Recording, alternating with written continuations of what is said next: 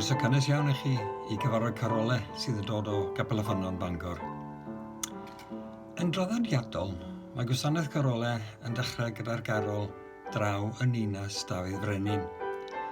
Ac y mae sain y garol yma, ydych chi'n clywed ar hyn o bryd, yn dangos ein bod ni'n agosau at diwrnod y Nadolig y flwyddyn 2020.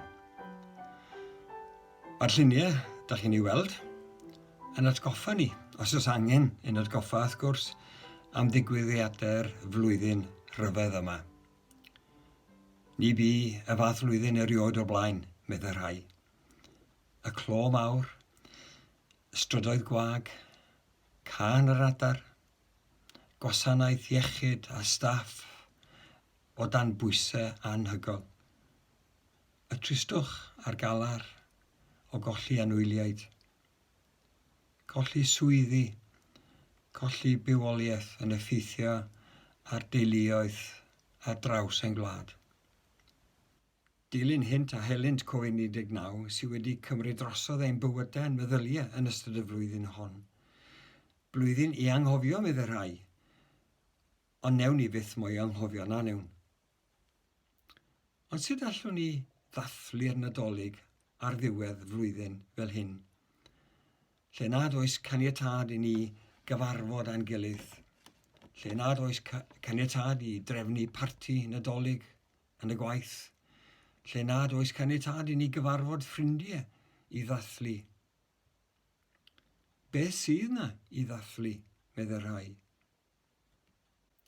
Dwedodd cyfaill i mi mewn cyfarfod yn ddiweddar, mae nid dathlu'r Nadolig y byddai bo'n i'n wneud, ond dathlu Crist y Nadolig. Geni Crist yw'r rheswm am y Nadolig, a dathlu dyfodiad Iesu yn geidwad byd yw dechrau a diwedd dathlu. Os nad yw'r Iesu yn y canol, os nad yw'r Iesu yng nghanol ein dathlu, yna gwag yw ein dathlu. Yn ein cyfarfod heno, rydym am fynd ar daith trwy rhai o ddarlleniadau a llyfrau'r Hen Testament, ble mae Duw yn addo gwaredwr i'n byd. Mi fyddai Duw yn siarad trwy broffwydi gwahanol, a fyddan nhw yn rhoi mwy o fanylion am y gwaredwr yma, ei natur o, lle fydda fo'n cael ei eni, ac at ba fath o bobl fydda'n dod i'w gwaredu nhw. Ac wedyn, ewn ni ymlaen at hanes y geni yn yr Testament Newydd, lle gwireddwyd y proffwydolaethau gwahanol a gyhoeddiwyd yn yr Hen Testament blynyddoedd lawer cyn i'r geni i ddigwydd. Dwi am ddarllen rhai geiriau o'r garol wnaethon ni glywed ar y dechrau. Dyma eiriau'r ail bennill o'r garol draw yn Ninas Dafydd Frenin, ac yn sôn am yr Iesu. Rhodio deiar lawr a fannau, yntain ddiw ac arglwydd nef. Dim ond lletir ich yn gysgod, gwely gwair a gafodd ef. Daeth i lawr o fynwes Duw, heddiw'n frawd i ddynol ryw.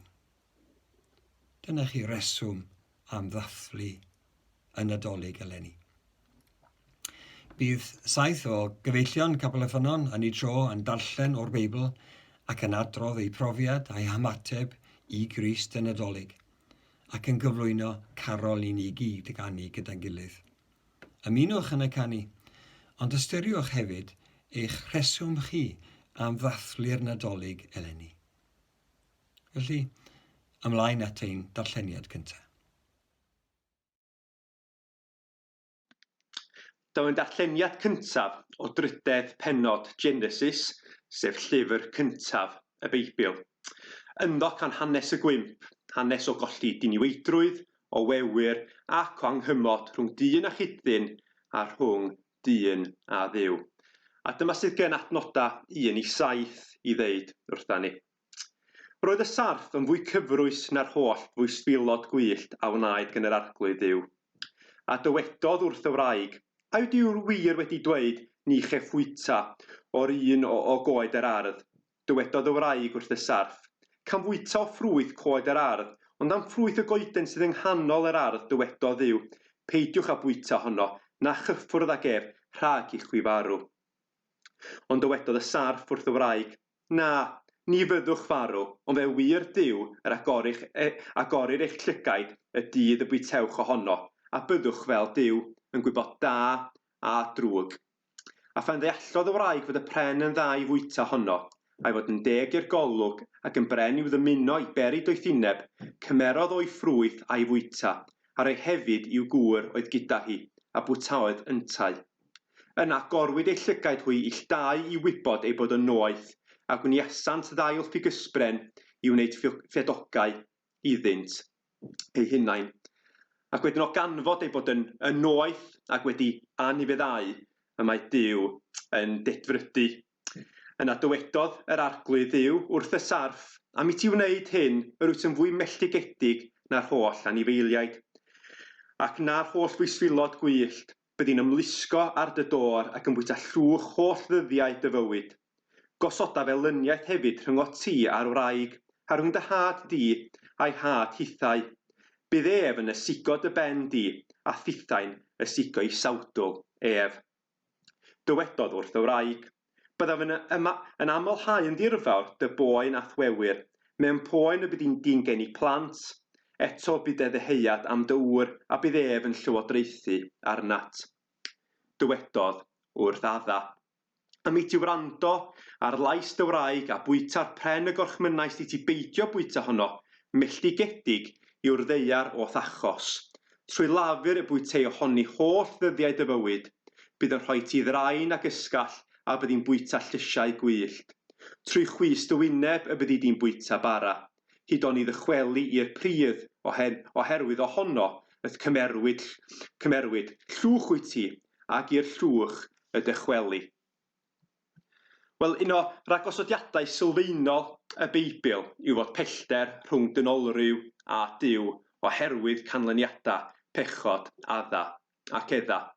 Mewn ei ogrwydd y mae adda ac edda yn cilio oddi wrth Dduw, ac mewn barn y mae Duw yn ymddeithrio oddi wrth ddyn.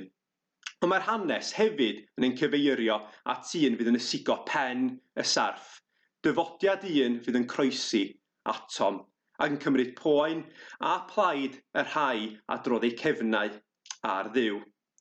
Mae geiriau'r garol gyntaf yn ein hatgoffa o adfyd ac o foddion y cyflwr dynol. Gadewch i ni ganu, welen gwawrio, ddydd i'w gofio, gen i seilo, gorau swydd.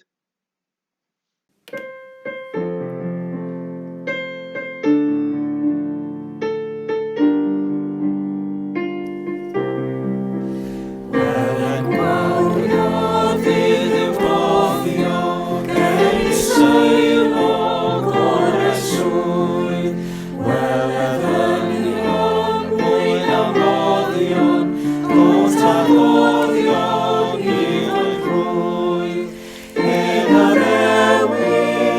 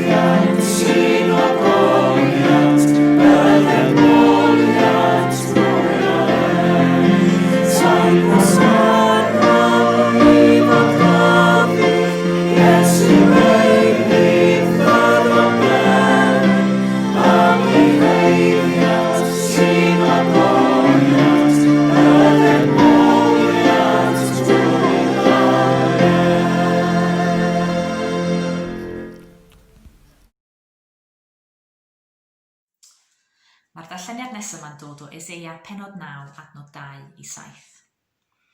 Y bobl oedd yn rhodio mewn tywyllwch a welodd o leini mawr.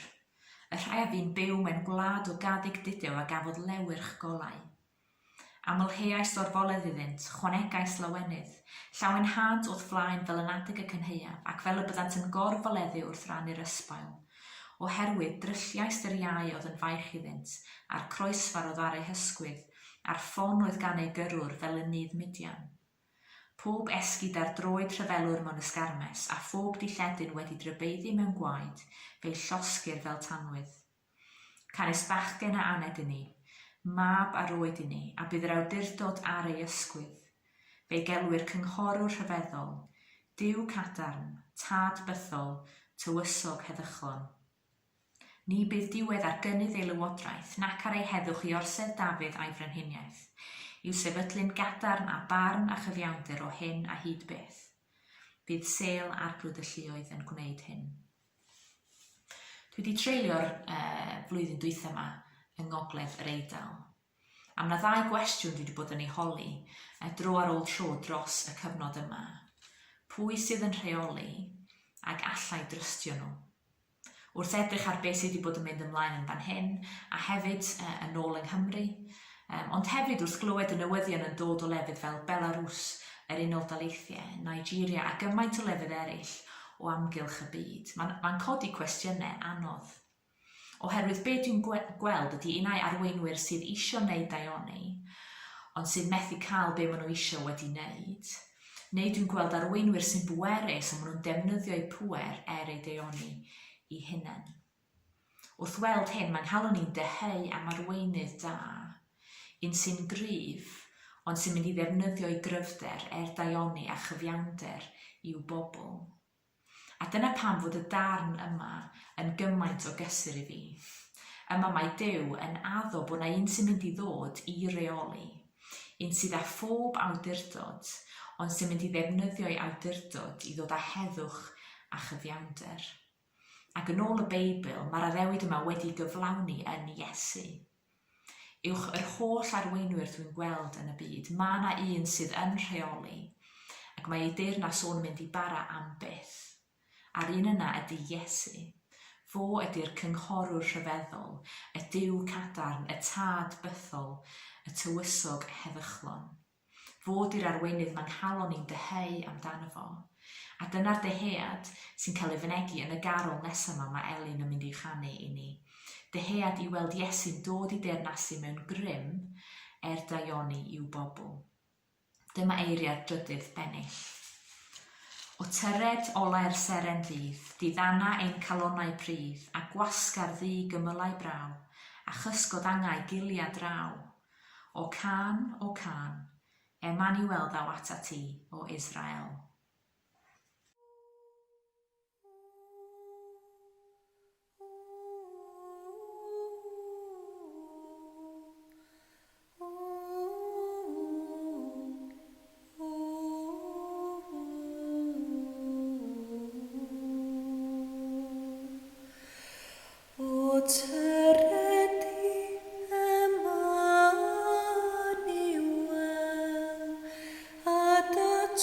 Trwy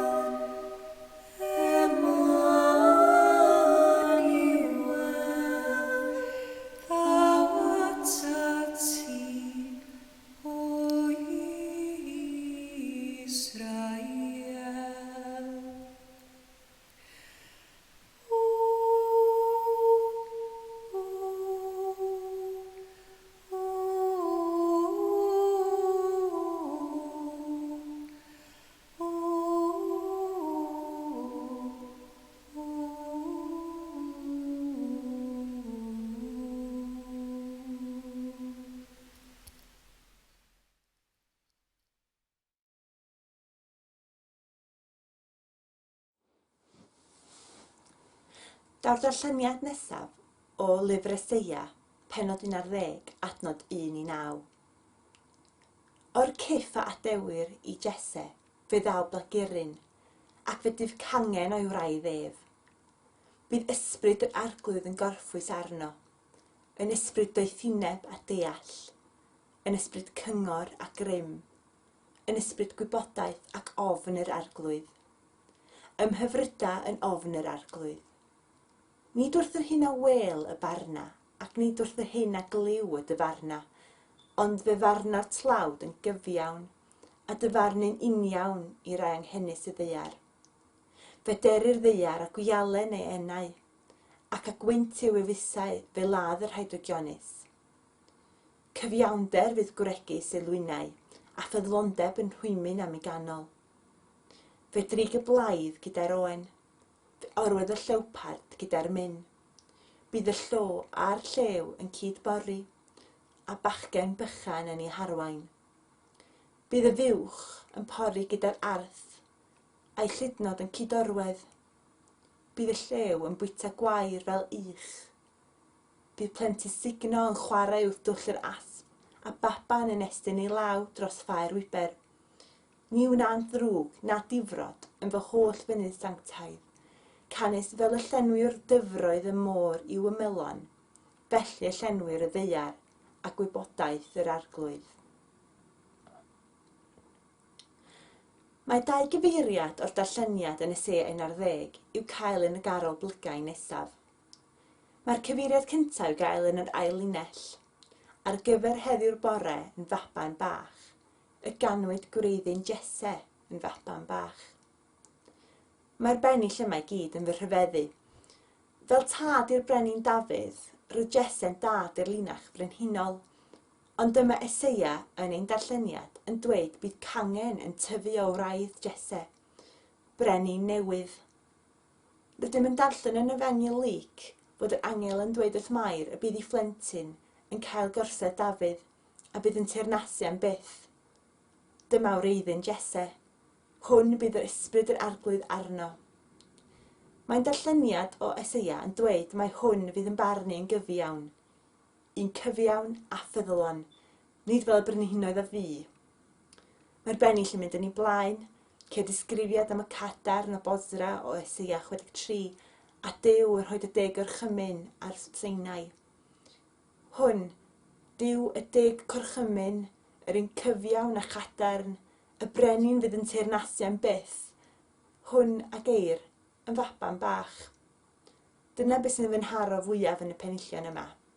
Y cyferbynnu rhwng cryfder a gogoniant Duw, a'r dibyniaeth ar ei fam sydd yn gynhenid mewn baban bach, ac eto bod y baban bach yma yn wir Dduw.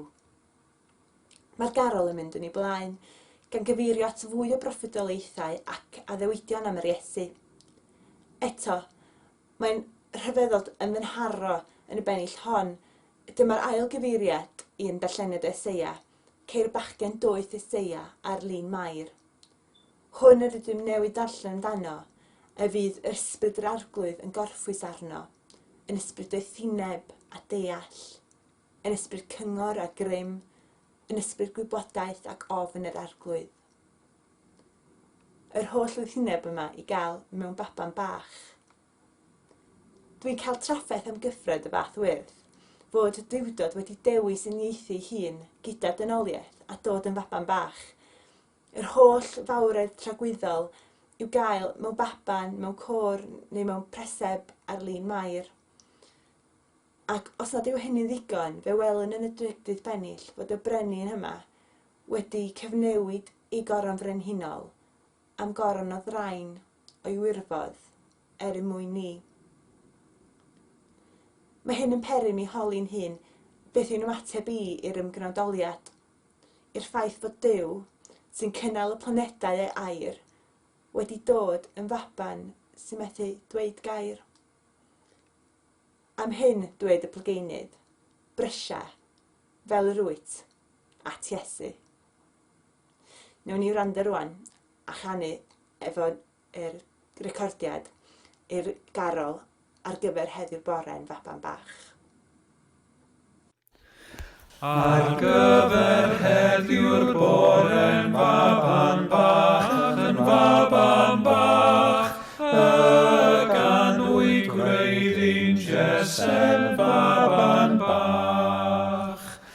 Y cadarn ddaeth o Bosra, y deddfwr gynt ar Seina, yr iawn gaid ar Galfarian faban bach,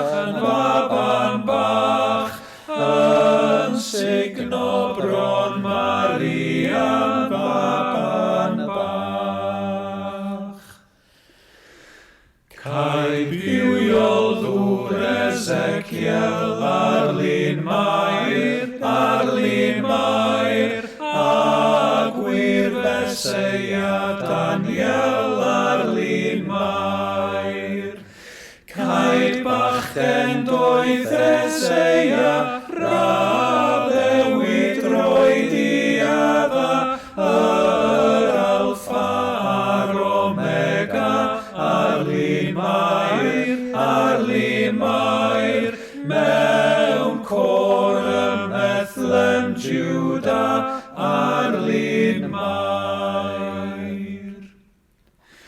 Diosgodd Christ ei goron o'i wirfodd, mwyn coron i Seion o'i wirfodd.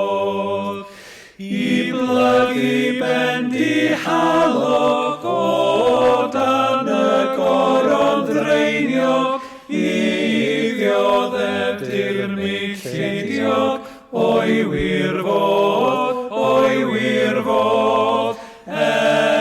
codi pen yr eog, o'i wirfodd.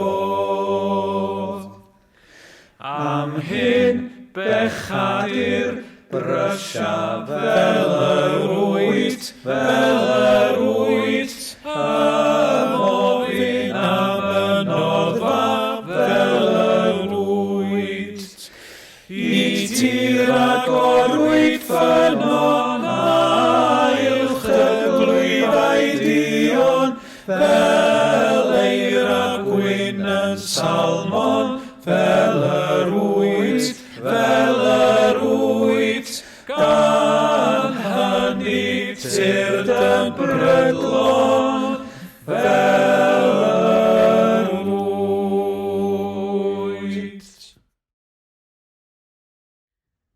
Mae yna ddau ddarlleniad, y cyntaf lyfr y proffwyd Meica, pennod 5, adnod 2 i 4. Ond ti, Bethlehem Ephrata, sy'n fechan i fod ymhlith llwythau Jiwda, ohono ti ydaw allan i mi un i fod yn llywodraethwr yn Israel, a'i darddiad yn y gorffennol, mewn dyddiau gynt. Felly fe gedi hyd amser esgor yr un feichiog, ac yna fe ddychwel yr rhai fydd yn weddill yn Israel, at ei tylwyth. Fe saif ac arwain y praidd yn nerth yr arglwydd, ac y mawredd enw'r arglwydd ei ddew. A byddant yn ddiogel, oherwydd bydd ef yn fawr hyd erfynau'r ddeiar. A daw'r ail ddarlleniad o lyfr y proffwyd Eseia, pennod 53 adnodau 1 i 10. Pwy a gredai'r hyn a glywsom? I bwy y datguddiwyd braich yr arglwydd? Fe dyfodd o'i flaen fel blagurin, ac fel gwreiddyn mewn tir sych. Nid oedd na ffryd na thegwch iddo, na harddwch i'w hoffi wrth i ni ei weld. Roedd wedi ei ddyrmygu a'i wrthod gan eraill, yn ŵr clwyfedig, cyfarwydd a dolir. Yr oeddem fel pen cuddio'n hwynebau oddi wrtho, yn ei ddyrmygu ac yn ei anwybyddu. Eto, ein dolir ni a gymerodd, a'n gwaeledd ni a ddygodd, a ninnau'n ei gyfrif wedi ei glwyfo a'i daro gan ddew, a'i ddarostwng. Ond archollwyd ef am ein troseddau ni, a'i ddryllio am ein camweddau ni. Roedd pris ein heddwch arno ef, a thrwy ei gleisiau ef y cawsom ni a chad. Rydym ni gyd wedi crwydro fel defaid, pob un yn troi i'w ffordd ei hun, a rhoes yr arglwydd arno ef ein beiau ni i gyd. Fe gorthrymwyd a'i ddarostwng, ond nid agorau ei enau. Arweiniwyd ef fel oen i'r lladdfa, ac fel y bydd dafad yn ddistaw yn llawr cneifiwr, felly nid agorau yntau ei enau. Cymerwyd ef ymaith heb ei roi ar brawf na'i farnu, pwy oedd yn malio am ei dynged, fe'i torwyd o dir yr rhai byw, a'i daro am drosedd fy mhobl. Rhoddwyd iddo fedd gyda'r rhai drygionus, a beddrod gyda'r troseddwyr, na wnaethai niwed i neb, ac nad oedd twyll yn ei enau. Yr arglwydd a fynnau ei ddryllio a gwneud iddo ddioddef. Pan rydd ei fywyd yn aberth dros bechod, fe wel ei had, fe estyn ei ddyddiau, ac fe lwydda ei wyllus yr arglwydd yn ei law ef. Tydi'n rhyfeddod bod Duw trwy brofwydi 700 mlynedd cyn y Nadolig cyntaf wedi deitha ni be sydd yn ddigwydd, pam mae'n digwydd, ac ym mhle mae'n digwydd. Mae Duw wedi paratoi'r cyfan. A dyna di newyddion da i ni heddiw, bod Duw wedi cynllunio a wedi paratoi'r cyfar ein lles ni, am ei bod o yn ein caru ni, cyn gymaint fel ei fod o wedi anfon ei fab ato ni. Rwan, gawn ni ganu, draw yn Awhelwch Bethlem dref, daeth baban bach yn geidwad byd. Doethion y ddaeth i weledef, a chanodd angylion uwch ei gryd. Draw yn Awhelwch Bethlem dref, daeth baban bach yn geidwad byd.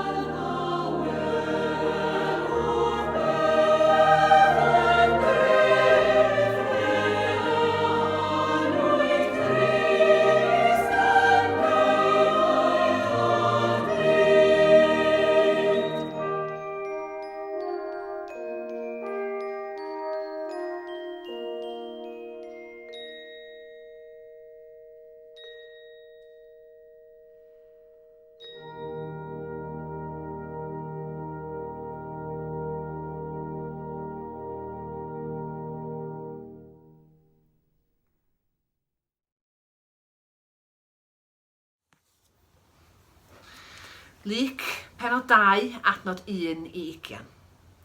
Yn y dyddiau hynny, aeth gorchymyn allan o ddiwrth Cesar Augustus i gyfrestru'r holl ymarodraeth. Digwyddodd y cyfrestru cyntaf hon pan oedd Cyrenius yn llywodraeth ar Syria.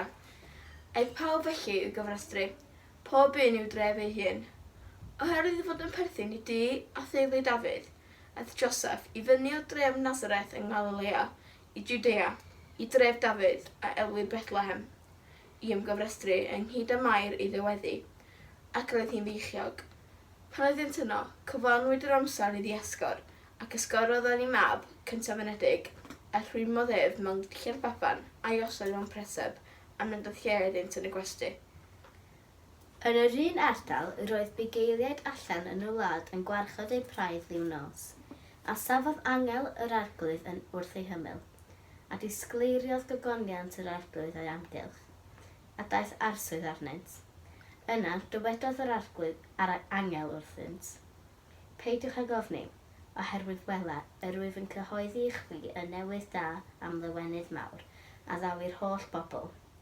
Ganwyd i chwi heddiw yn rhef Dafydd, waredwr, yr hwn yw'r Meseia yr arglwydd, a dyma'r arwydd i chwi, cewch ei hyd i'r un bach wedi ei rwymo mewn dillad baban ac yn gorwedd mewn paseb.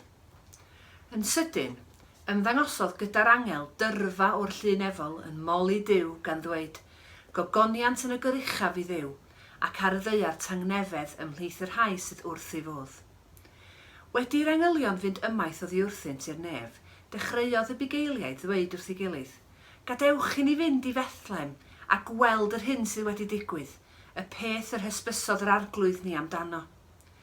Eithant ar frys, a chawsant hyd i Fair a Joseph a'r baban yn gorwedd yn y preseb, ac wedi ei weld mynegasant yr hyn oedd wedi ei lefaru wrthynt am y plentyn hwn. Rhyfeddodd pawb a'i clywodd at y pethau a ddywedodd y bugeiliaid wrthynt. Ond yr oedd Mair yn cadw'r holl bethau hyn yn ddiogel yn ei chalon ac yn myfyrio arnynt. Dychwelodd y bugeiliaid gan ogoneddu a moli Duw am yr holl bethau a glywsant ac a welsant yn union fel y llefarwyd wrthynt. Mae profiad pobl mor wahanol pan maen nhw'n dod yn Gristnogion. Rhai yn profi cyfnod hir o feddwl a thrafod a gweddio a methu rhoi bys ar yn union yr amser daethon nhw gredu. Eraill, fel fi, yn gallu deud yr union amser a cofio'r teimlad a'r rhyfeddod na. Dwi'n siŵr fod y bugeiliaid wedi cofio am byth yr profiad o glywed a chredu.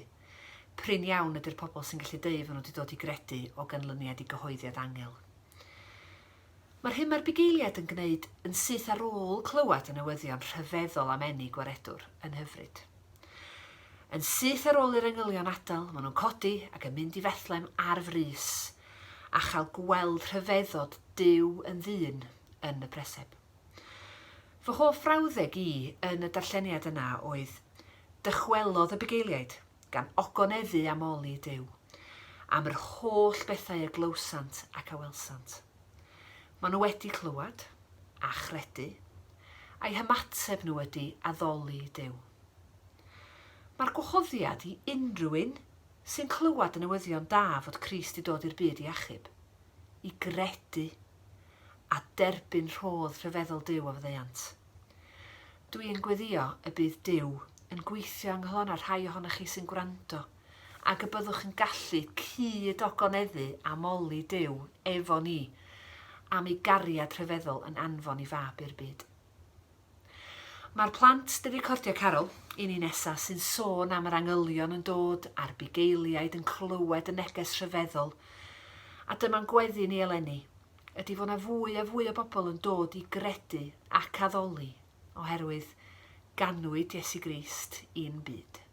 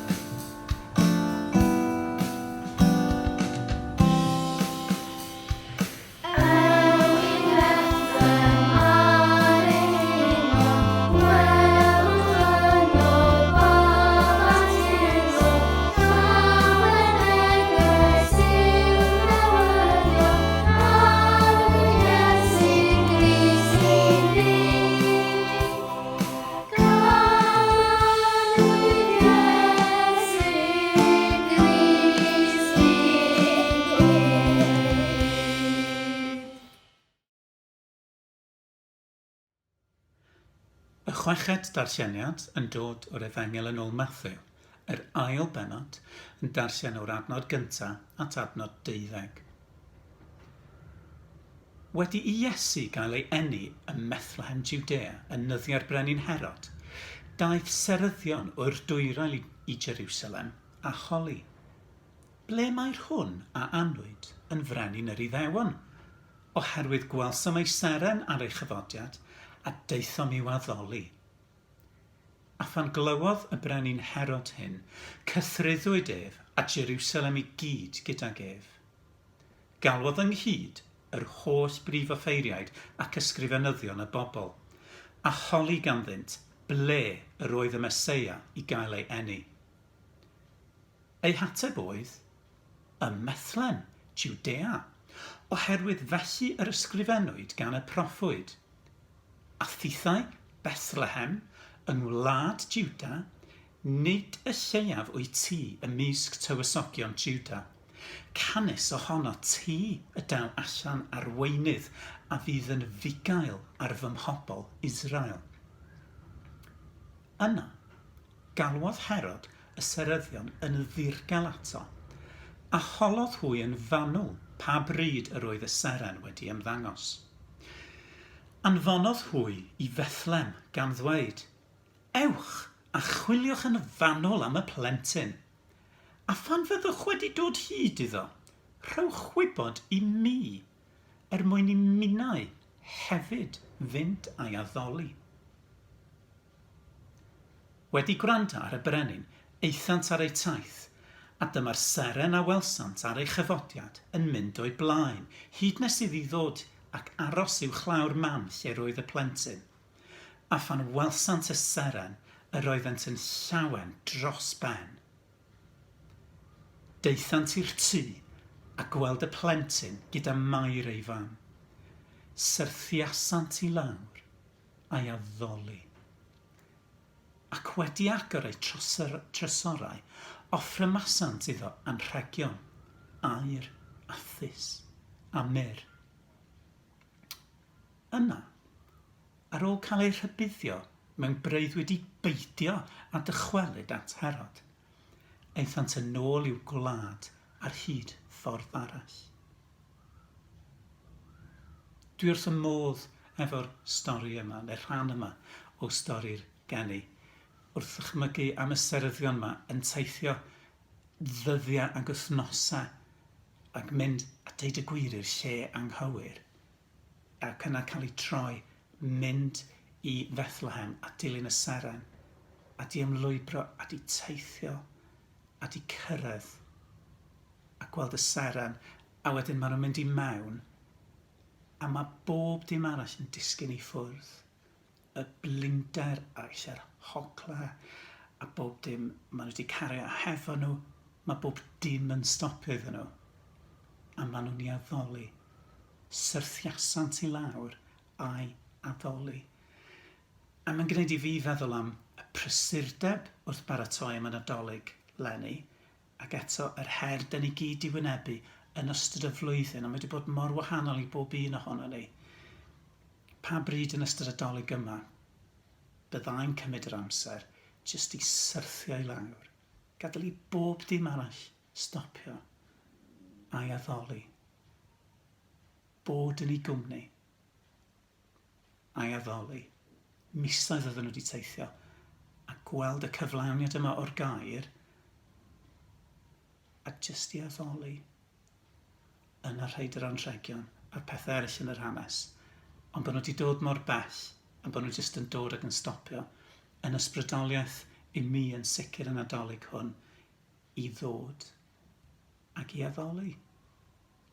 A parhau I ganu dyn ni'n mynd I wneud rwan ar chweched y garol yn y dydd cyn dyfod dyddiau, trefnwyd dydd dyddyfod di. A dyna oedd y seryddion yma, oedden nhw wedi teithio misoedd gan weld o'i blaenau nhw cyflawniad y gair oedd ganrifoedd ynghynt ac eto addoli dyma nhw'n dod a wneud. Diwedd y bennill gyntaf nawn ni ganu rwan a dweud trefnwyd Aberth drosom ni. Dy bennill ola am i'r Iesu trosom waredu, un gwaredu rhaid i'n gredu. Ar garol yma'n cloi yn dweud bryswn heddiw ato fe. Bryswn heddiw ato fe, fel nath y bugeiliaid frysio ato fo. Fel nath y seryddion dwi'n dychmygu frysio i mewn a'i addoli. Yn y dydd cyn dyfod dyddiau yn chweched Carol.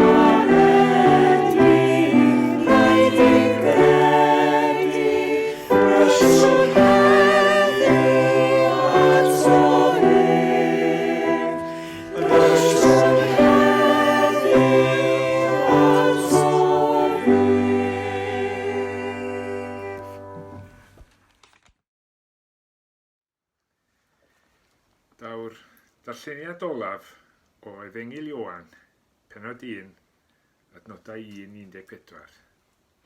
Daeth y gair yn gnawd. Yn y dechreuad yr oedd y gair.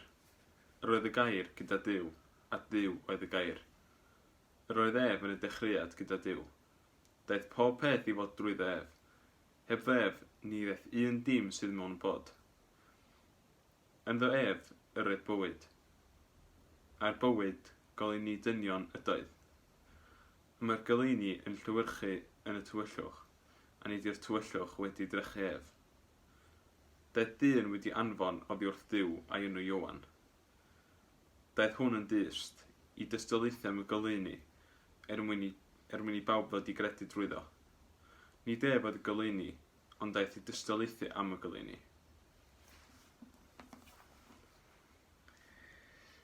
Yr oedd y gwir oleuni sy'n goleio pawb eisoes yn dod i'r byd.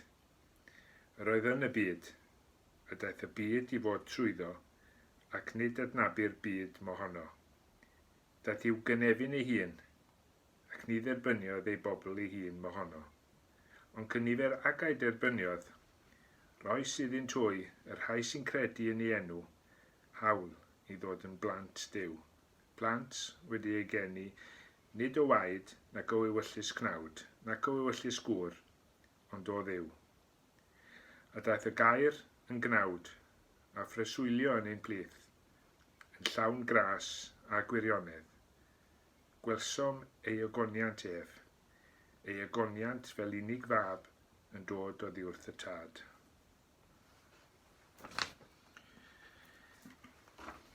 Geiriau rhyfeddol o Efengil Ioan yn siarad am Iesu Grist yn dod i'n byd ni. Iesu Grist yn cael ei ddisgrifio fel y gair a oedd o'r dechrau, fod ynddo fywyd a bod y bywyd yna yn oleuni dynion. Da ni'n gweld yn y Beibl fod Duw yn berffaith ac yn sanctaidd ac yn methu edrych ar bechod. Dim ein pechod ni, na phechodau neb arall. Mae'r Beibl yn glir bod pechod o hyd yn gorfod gwynebu dicter Duw cyfiawn. Dydy Duw methu jyst dweud dim ots am y pechod yma neu'r pechod arall. Felly, trefnwyd ffordd i ddelio â phechod. Y peth hwnnw oedd yn ein gwahanu ni o Dduw. A'r ffordd gariadus honno oedd danfon Iesu Grist i'r byd, a'r ffurf dyn, byw bywyd perffaith a mynd i'r groes i farw mwyn talu'n llawn cosb ein pechodau ni.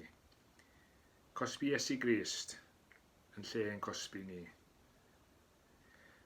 Mae'r Beibl yn dangos fod y trefniant hwn yn gweithio i bawb sy'n credu ynddo, sy'n sori, sy'n ei difar am y pethau hynny dyn ni gyd wedi wneud a meddwl, a throi i gyfeiriad newydd a cheisio plesio y gweredwr, yr un a ddaeth i'n hachub.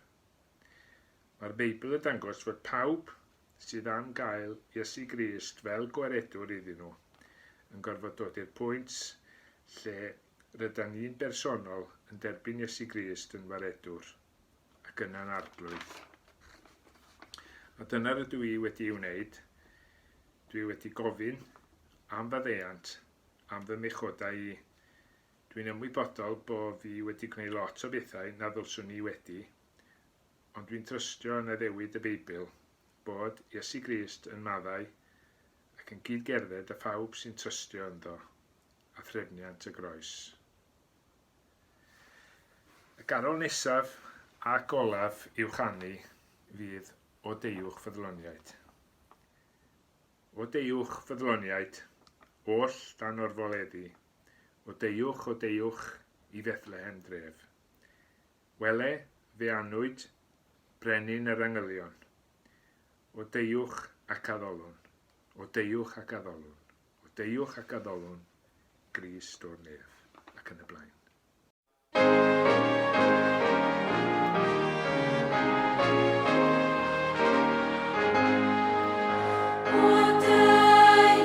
anwyd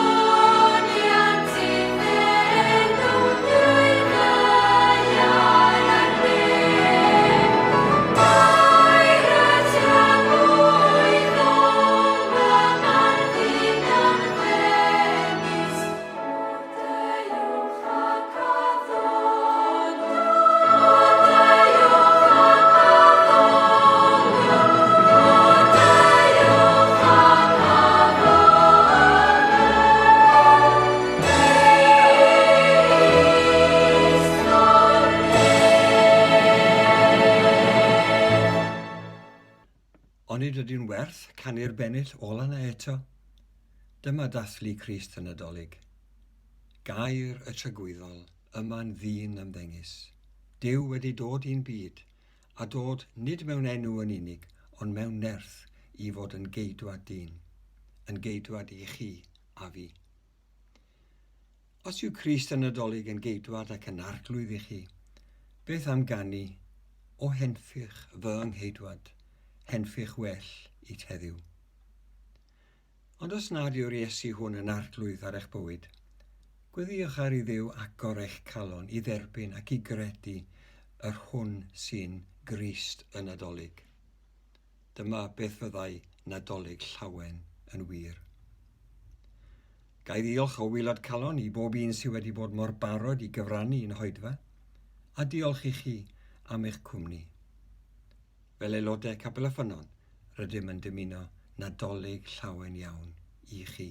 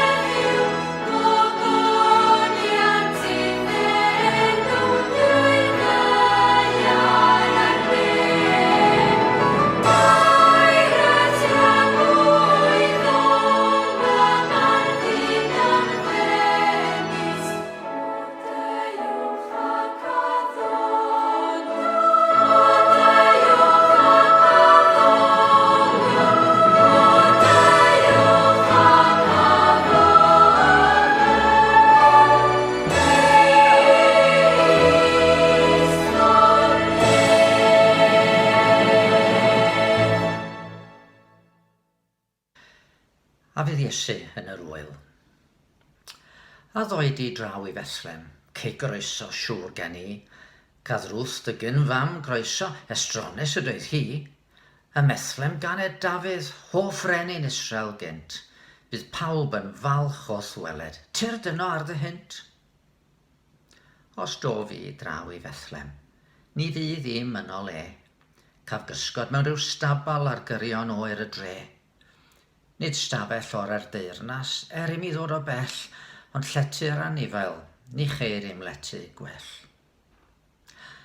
A ddoed i draw i Bethlem, bu disgwyl mawr ers tro, bu meican sôn amdanat a siŵr ei eiriau fo, dy bobl disydd yno yn disgwyl yn gytun, rwy'n siŵr y ceid i groeso, tyrd at dy eiddo dy hun. Os do fi draw i Bethlem, di sylw fydd y dod, ni fynant fad nabod, ni fentrant gan ein glod. I angylion gan ei uwchbryniau Bethlehem, dim ond bugeiliad ddeiant i'n gweld a llawen drem. A ddoed i draw i Bethlem, bydd croeso mawr i ti, Eseia fi'n proffwydo, roi bachgen doeth i ni, a'i gyngor yn rhyfeddol, Duw cadarn fyth i fod. Bydd Herod a'i ysgorddion i'th gyfarch di yn dod. Os do fi draw i Bethlem, bydd Herod am fy mhen, ni fyna ildiau goron am ened i synen. Estroniaid ddaw o'r dwyrain yn dilyn seren glaer, ond ffoi i raif trag Herod hwnna fi a'i erlyd tair. Os does di draw i Bethlem, fod y croeso'n wael a gorwedd yn y preseb gan faint dy gariad hael. A fentri eto ddyfod ar noson oer fel hon, i'r galon ddi anheilwng sy'n llechu dan fy mron. Fe ddo fi, faban Bethlem ar frys, heb oed i dim, i'th galon edifeiriol os gneu ei hagorim. Emmanuel ddawatat, tir dithau ata fi, gwna fi'n ei gartref bythol mewn hedd o'th galon di.